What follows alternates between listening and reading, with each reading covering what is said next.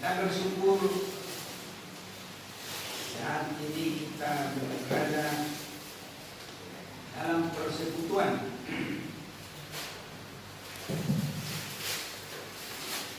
kehidupan yang rindu melayani Tuhan. Kiranya pelayanan kita semakin berkenan kepada Tuhan, memberkati kita menjadi pelayan yang berkenan kepada Tuhan, dan juga memakai kita di dalam pekerjaan Tuhan, khususnya di akhir zaman sekarang ini. Saya mau ajak kita membaca firman Tuhan 1 Korintus pasal yang keempat, 2 ayat pertama dengan yang kedua. Demikianlah hendaknya orang memandang kami sebagai hamba-hamba Kristus yang kepadanya dipercayakan rahasia Allah, yang akhirnya dituntut dari pelayan-pelayan yang demikian ialah bahwa mereka ternyata dapat dipercayai. Dan saudaraku, Tuhan semakin menginginkan pelayan-pelayan yang khusus dipakai Tuhan untuk akhir zaman ini di dalam pelayanan gereja Tuhan yang semakin dekat menanti kedatangan Yesus yang kedua kali. Jadi tidak lagi pelayanan yang biasa-biasa, bukan pelayanan yang asal-asalan, bukan pelayanan yang hanya bagus, indah di pemandangan orang, tapi harus sampai bisa dipercayai oleh Tuhan, berkenan kepada Tuhan. Itu sebabnya yang pertama harus memiliki firman yang di dalamnya dibuka pengertian-pengertian kehendak Allah. Dalam pembacaan kita ini dipercaya oleh Allah, dan disebut juga yang berpondasi kepada firman Tuhan yang dibuka pengertiannya menjadi pelayan yang dipercaya untuk akhir zaman. Jadi tidak sembarangan, tidak asal-asalan. Jadi kita semua supaya memperhatikan dengan sungguh-sungguh dan menyerahkan hidup kita. Kita semua masih ada peluang dipakai oleh Tuhan, pelayan yang berpondasi kepada firman yang dibukakan oleh Tuhan.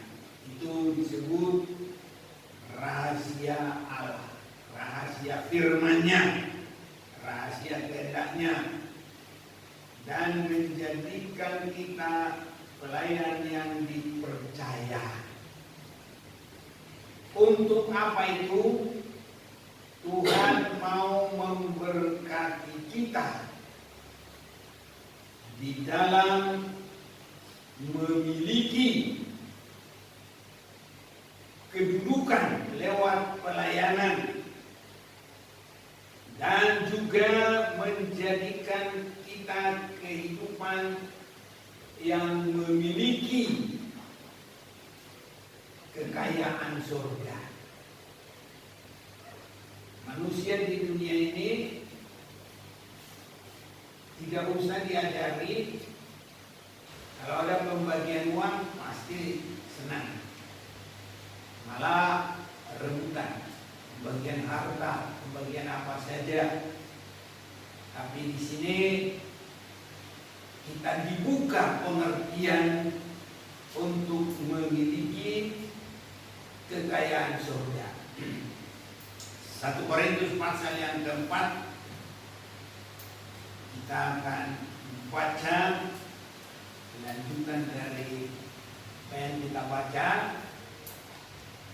Ayat yang ke-8,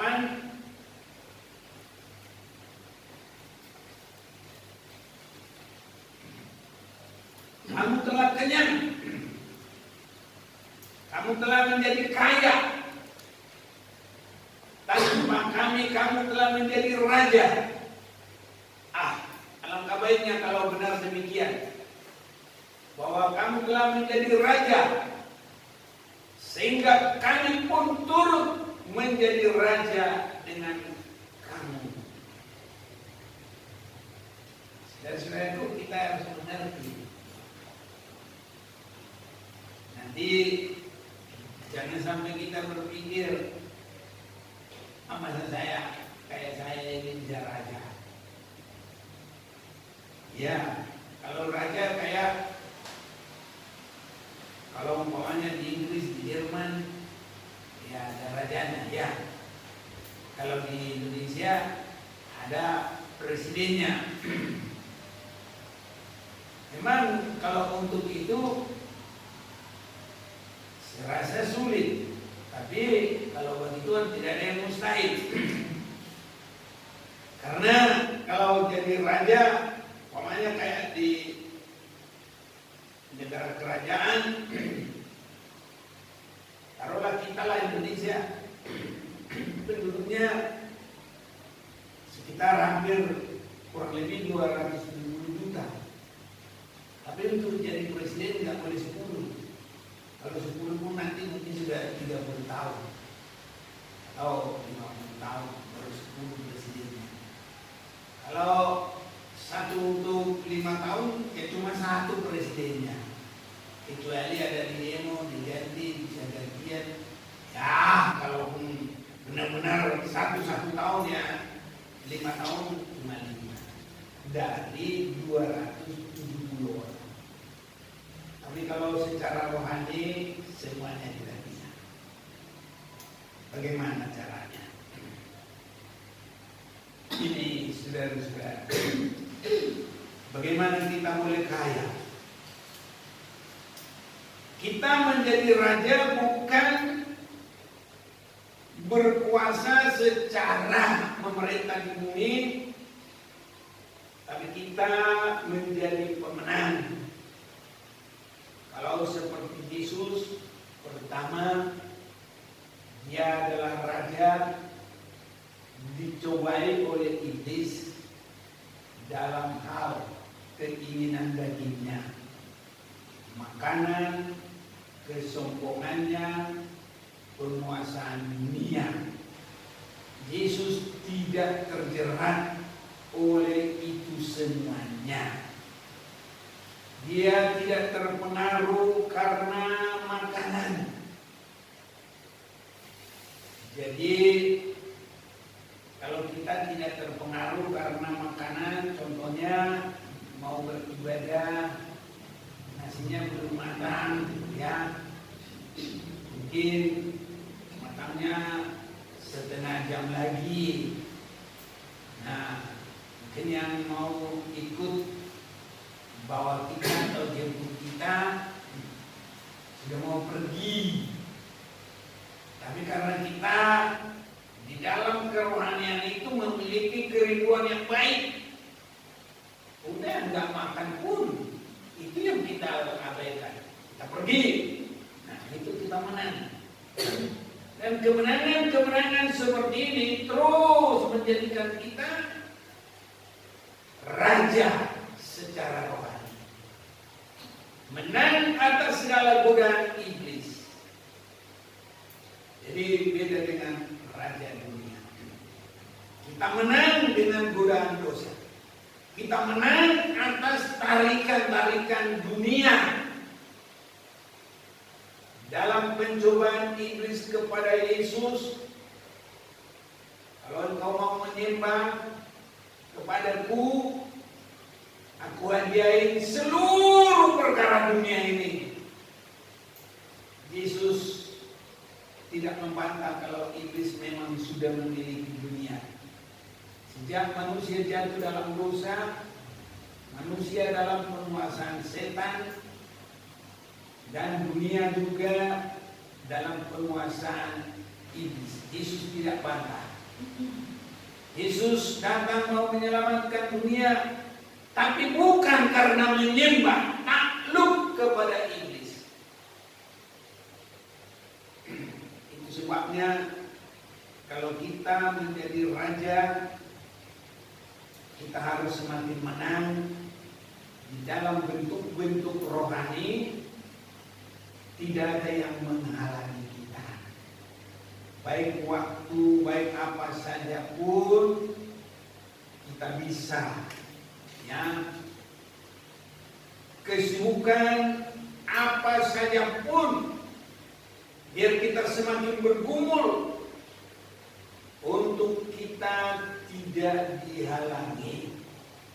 Sehingga pelayanan kita juga adalah pelayanan rajani, pelayanan raja, karena Tuhan memanggil kita menjadi imam-imam dan raja. Dalam suratan 1 Petrus pasal yang kedua, saya mau ajak kita membaca biar Tuhan semakin menolong kita.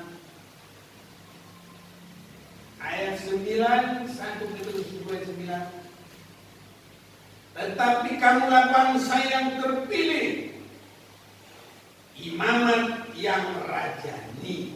Jadi pelayanan raja. Bangsa yang kudus, umat kepunyaan Allah sendiri, supaya kamu memberitakan perbuatan-perbuatan yang besar dari Dia yang telah mengambil kamu keluar dari kegelapan kepada terangnya yang ajaib. Jadi pelayanan kita, pelayanan raja, itu adalah pelayan-pelayan yang Tuhan lihat hatinya mengasihi Tuhan. Pelayan-pelayan yang Tuhan lihat mengasihi Tuhan. Pelayan-pelayan yang tidak dikuasai oleh terutama dosa dan tidak dihalangi oleh apapun.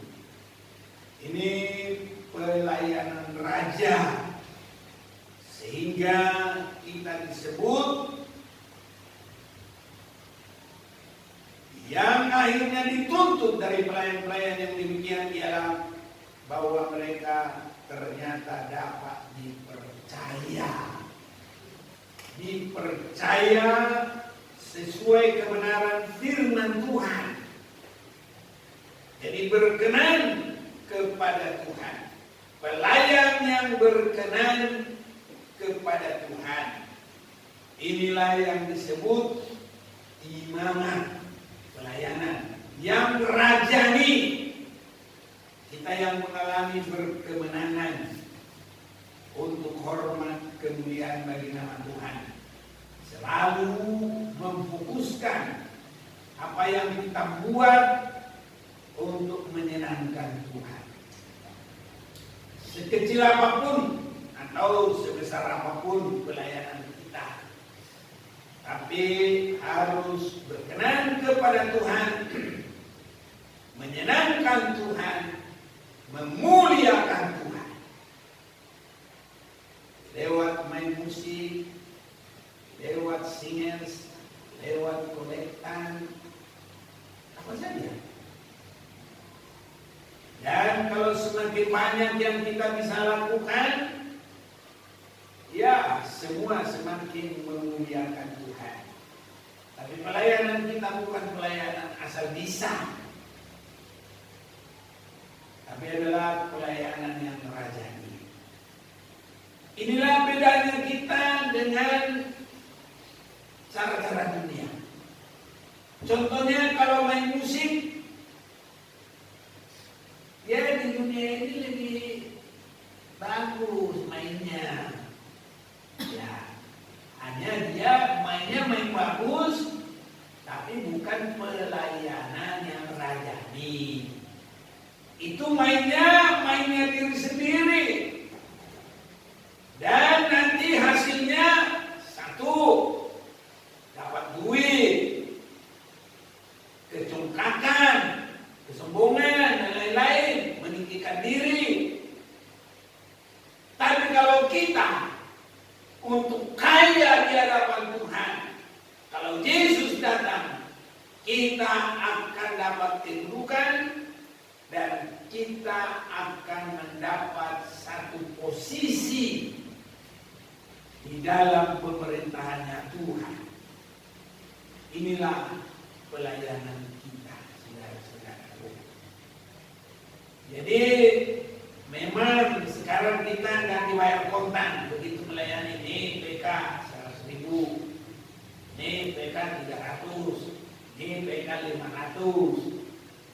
Nah, dan masing-masing ada targetnya mau dapat PK.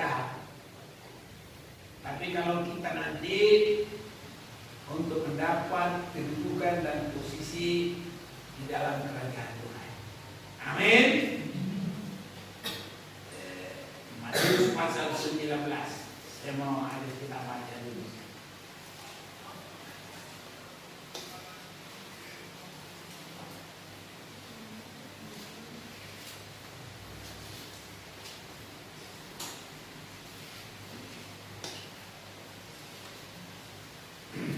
Upah mengikut Yesus, ayat 27. Lalu Petrus menjawab dan berkata kepada Yesus, kami ini telah meninggalkan segala sesuatu dan mengikuti Engkau. Jadi apakah yang kami peroleh? Ini Yesus enggak bilang aku kasih PK, aku kasih duit, tidak. Tapi Yesus bilang apa? 28. Kata Yesus kepada mereka, aku berkata kepadamu, sesungguhnya pada waktu penciptaan kembali, apabila anak manusia bersemayam di tata kemuliaannya. Penciptaan kembali, orang yang mati dibangkitkan, kita yang masih hidup diubah. Itu pada kedatangan Yesus. Nah, jadi orang yang mati bangkit dalam tubuh yang baru. Kita yang masih hidup diberikan tubuh yang baru, tubuh kemuliaan, tubuh surgawi. Ini saudara-saudara. Jadi waktu penciptaan kembali, apabila anak manusia bersemayam di atas tahta kemuliaannya, kamu yang telah mengikut aku akan duduk juga di atas 12 tahta untuk menghakimi ke-12 suku Israel. Jadi penghakiman Tuhan yang saya yakin ini bukan di surga, saudaraku. Menghakimi itu bukan di surga, tapi di dalam akan memasuki kerajaan 1000 tahun. Dan setiap orang yang karena namaku meninggalkan rumahnya, saudaranya laki-laki atau saudaranya perempuan, bapak atau ibunya, anak-anak atau ladangnya, akan menerima kembali 100 kali lipat dan akan memperoleh hidup yang kekal. Tetapi banyak orang yang terdahulu akan menjadi yang terakhir, dan yang terakhir akan menjadi yang terdahulu. Jadi di dalam Wahyu pasal 20, kerajaan 1000 tahun, ada tahta-tahta dan ada suasana kerajaan itu, saudara-saudaraku, dan orang yang bekerja akan menerima sesuai dengan hasil pekerjaannya. Nah inilah makanya kita harus benar-benar pelayan yang sesuai dengan kehendak Tuhan. Jangan sampai pelayan yang tidak sesuai, tapi pelayan yang sesuai dengan kehendak Tuhan. Inilah menjadikan kekayaan rohani kita yang kita dapatkan, saudara-saudaraku, di dalam penciptaan yang baru. Penciptaan yang baru dalam kedatangan Yesus ke dunia, orang yang mati bangkit dengan tubuh yang baru, yang mulia. Kita yang hidup, kalau sampai saat itu tubuh lama diganti menjadi tubuh yang mulia, diubah. Itu kata firman Tuhan. Itu sebabnya saudara-saudaraku, dalam kesempatan yang Tuhan berikan bagi kita, kita berusaha melayani dengan dipercaya oleh Tuhan. Nanti kita bisa melihat ada banyak pelayanan-pelayanan di bumi ini. Ada tipenya Saul, Raja Saul, melayani tapi dengan pikirannya. Ada pelayanan-pelayanan bagaikan Judas. Dia selalu setia di situ, tapi pikirannya bukan benar-benar memuliakan Tuhan. Dan pandangannya bukan untuk kekayaan surgawi. Hanya perkara dunia, duit, uang. Karena kalau di kerajaan 1000 tahun nggak pakai duit, nggak pakai uang. Di surga apalagi, nggak ada yang jualan di sana. Ya, mau jualan apa di sana? Nggak ada. Ya. Jadi biar Tuhan tolong kita, pelayanan kita mengumpul kekayaan surga. Ini saudara-saudara. Kalau kita minta, aku mau seberapa pun kasih PK saya, ya boleh juga. Tapi ya harus di situ. Sudah diterima upahnya, Tuhan dan nambahin lagi nanti. Ya apalah artinya. Makanya kita mau mengumpul kekayaan surga. Saya semakin belajar dari firman, merenung, bersekutu dengan Tuhan. Kalau kita terima apa-apa, itu kita mendapat dari kekayaan Tuhan. Tapi kalau kita mengembalikan kepada Tuhan, waktu kita, tenaga kita, talenta kita, persembahan uang kita, itu kekayaan kita di surga. Nah ini. Jadi kalau kita terima duit, terima pertolongan, masalah selesai, kesembuhan dia berikan, nah itu kita menerima dari kekayaan Allah. Tapi kalau kita melayani dengan hati yang sungguh-sungguh, itu menjadi kekayaan kita di surga. Saya sudah perhatikan dan merenungkan, dan saya fokuskan hubungkan dengan Tuhan. Saya banyak begitu sekarang. Jadi saya mengerti sekarang, oh kalau kita terima apa-apa, itu dari kekayaan Tuhan. Jadi kalau kita berbuat, memberi persembahan, memberi hidup kita, memberikan apa saja untuk hormat kemuliaan bagi nama Tuhan, itu kita semakin kaya di hadapan Tuhan. Makanya yang bisa melayani yang baik. Mau apapun pokoknya dengan hati, jangan kalau Tuhan bukan nanti jalan lebih lain lagi, lebih meningkat lagi boleh. Tapi kalau sekarang hanya oleh tangan ya udah, itu dengan cinta kasih kepada Tuhan. Dengan terus Tuhan, kalau masih si kecil ini berkati yang berkati terus, lakukan dengan cinta kepada Tuhan. Apapun semuanya, ini menyalakan ini,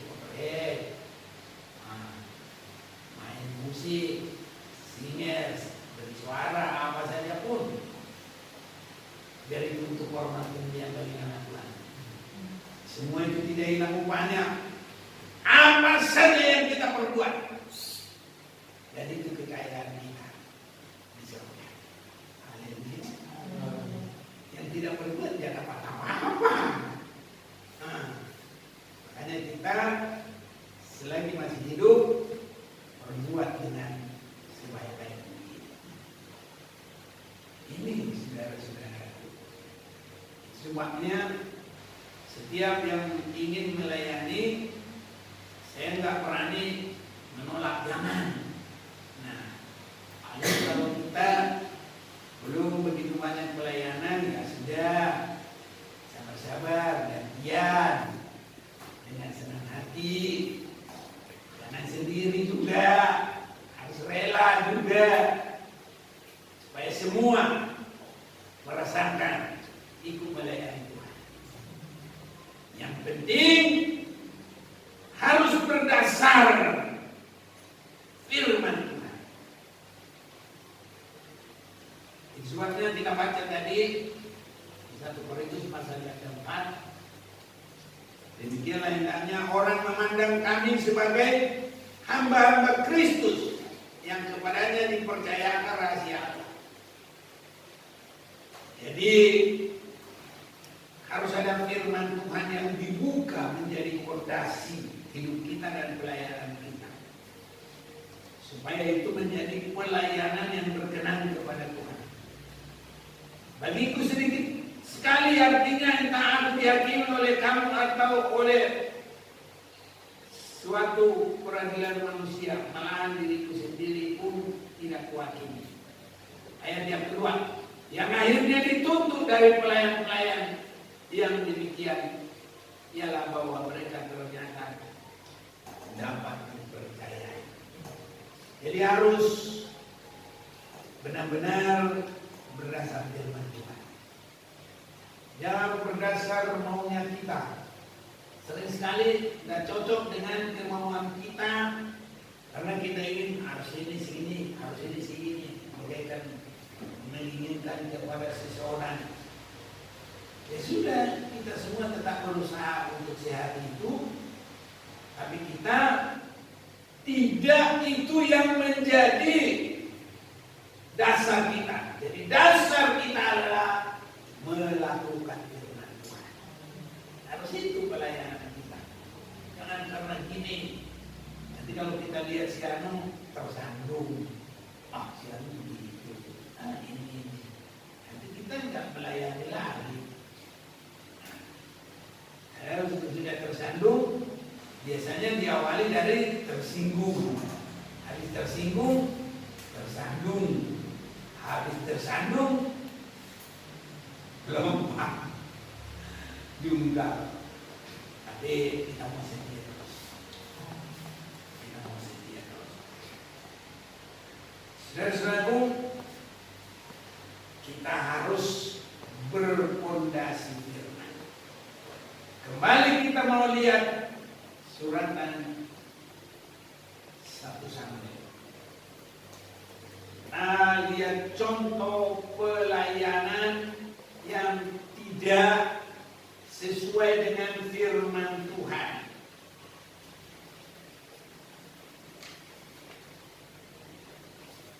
Satu Samuel pasal 13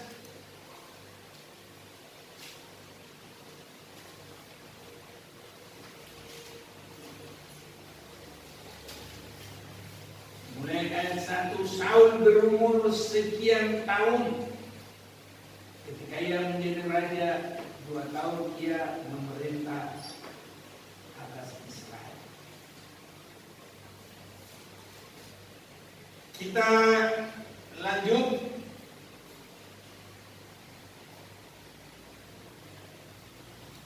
sampai ayat yang ke-8.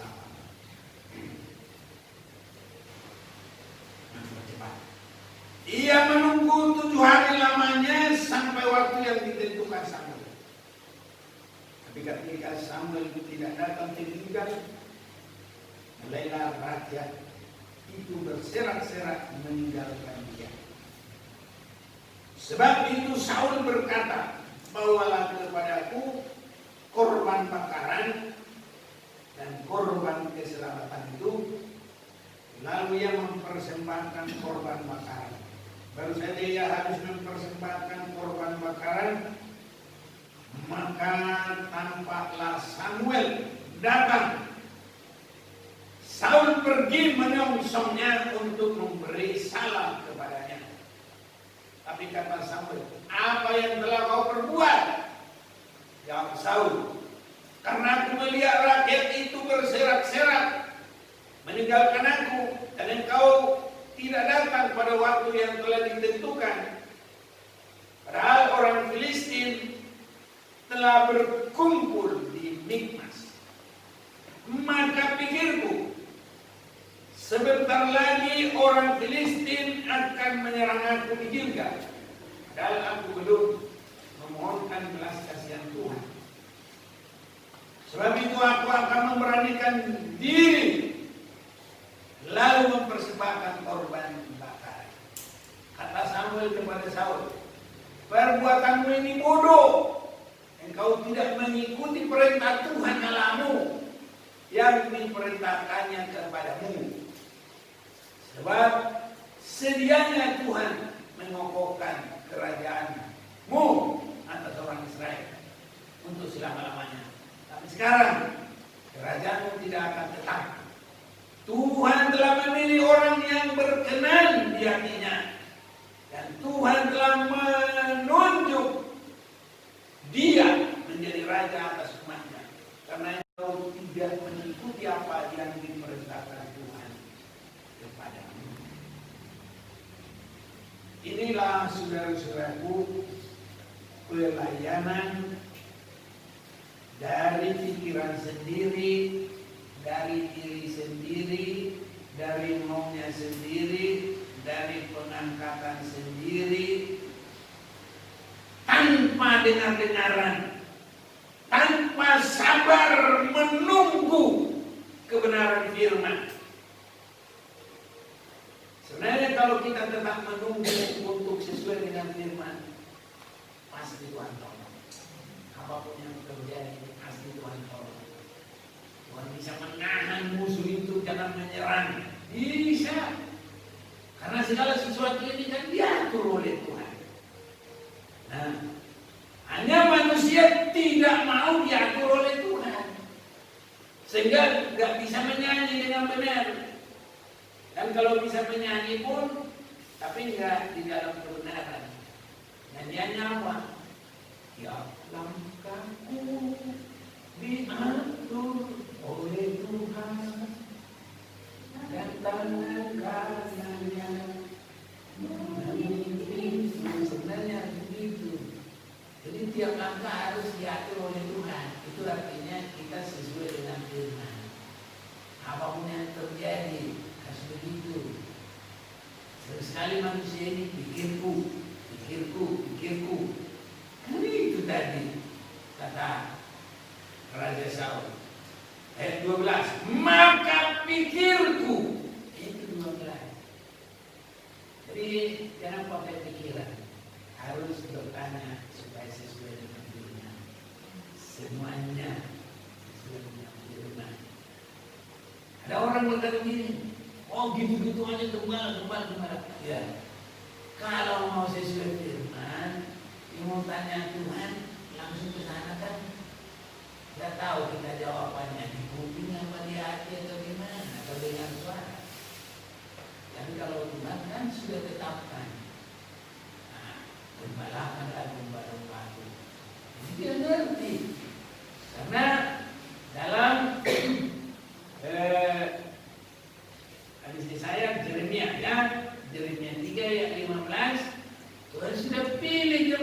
gembala yang Tuhan berikan pengertian di dalamnya.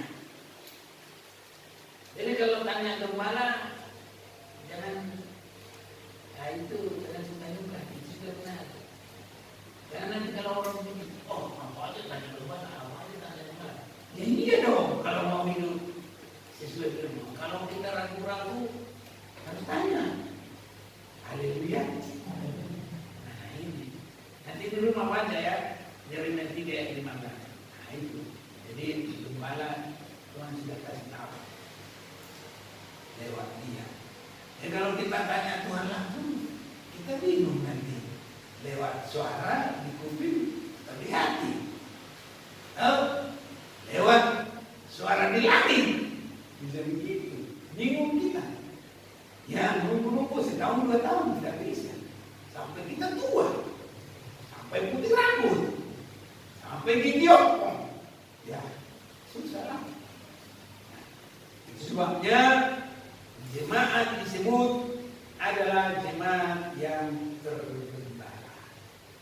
Jadi Saul juga sebenarnya dia biar raja harus tergembala, sabar, nunggu gembala. Gembalanya saat itu adalah siapa? Nabi Samuel. Dia mendahului, malah dia bilang, pikirku. Nah, jadi sering sekali perkataan dari gembala itu supaya kita dapat dipercaya Tuhan. Karena apa? Karena bisa nggak cocok di pikiran kita, karena nggak cocok di hati kita. Jangan marah.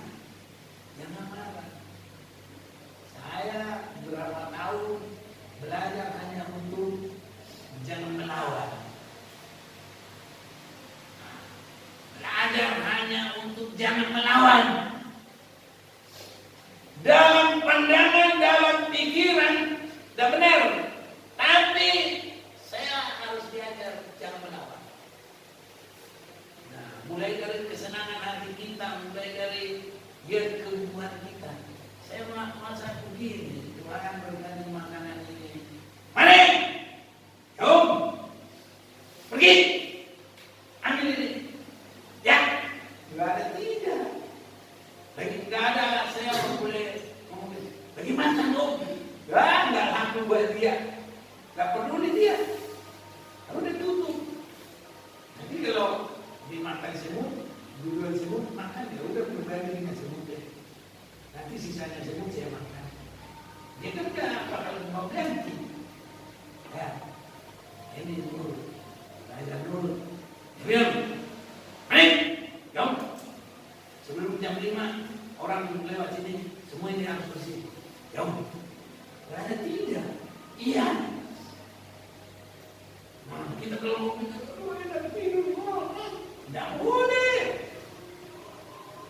Nah, di situ saya 2 tahun. Ada lagi belajar di sana. Masak makanan semoli, beli kek beras lebih murah. Ini harus jadi. Dan jagung itu diputar. Kadang-kadang ibu gembala kalau mau ke gereja beli ya, atau kakaknya itu ada itu. Udah putar. Kalau saya belum kelihatan setengah jam, mana? Mereka ada di belakang. Ya om, ya tante, beli jagung.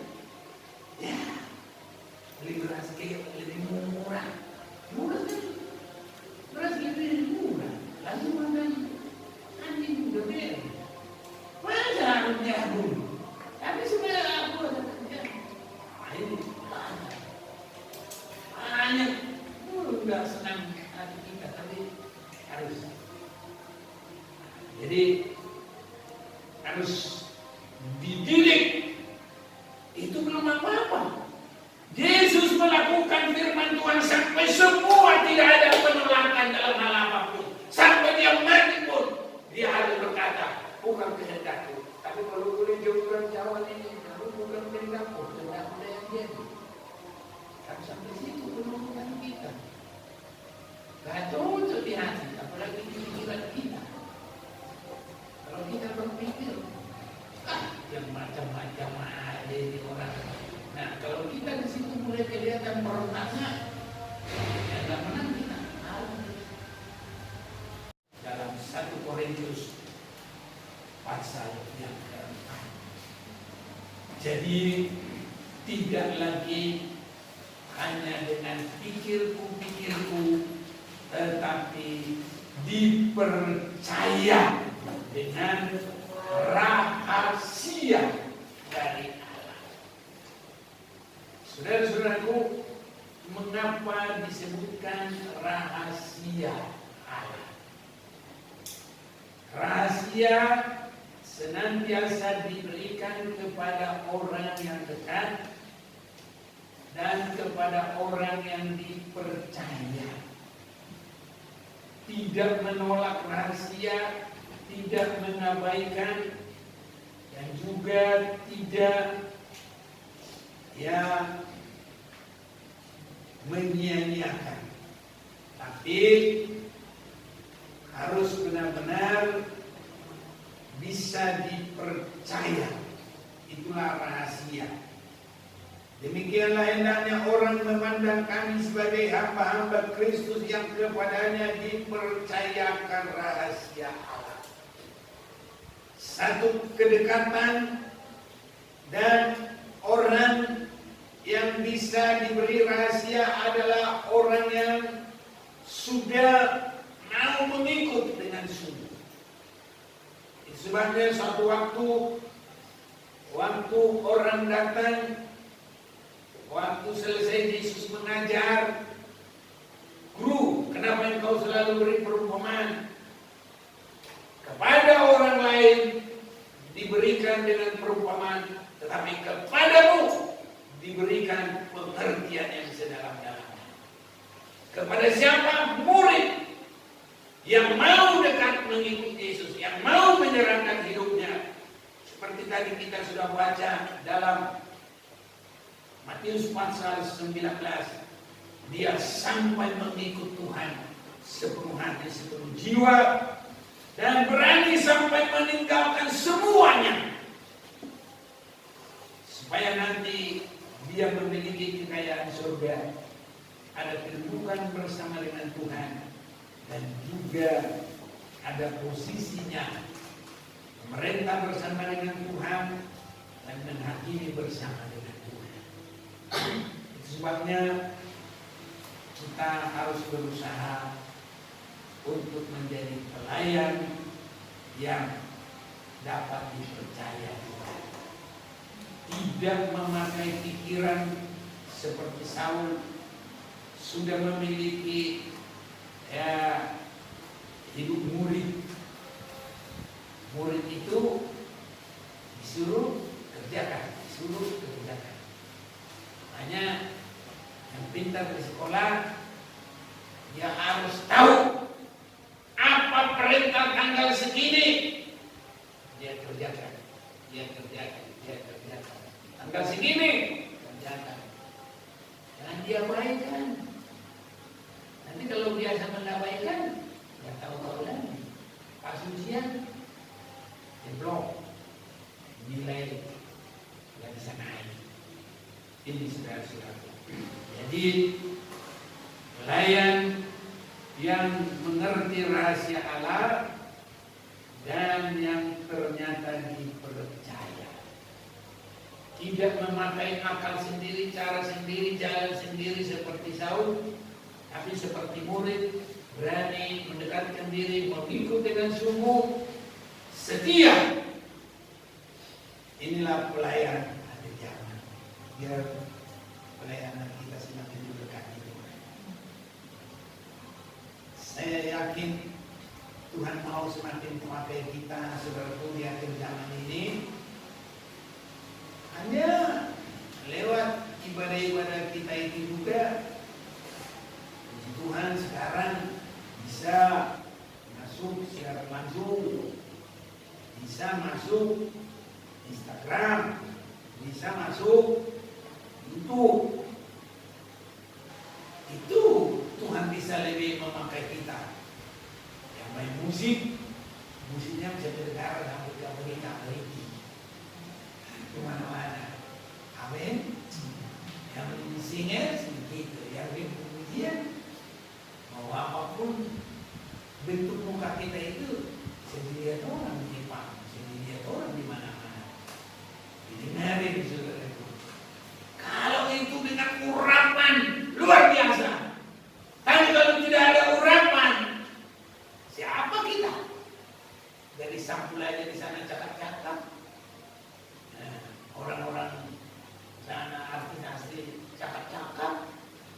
Tapi kalau semua musiknya nyanyinya siapa kita?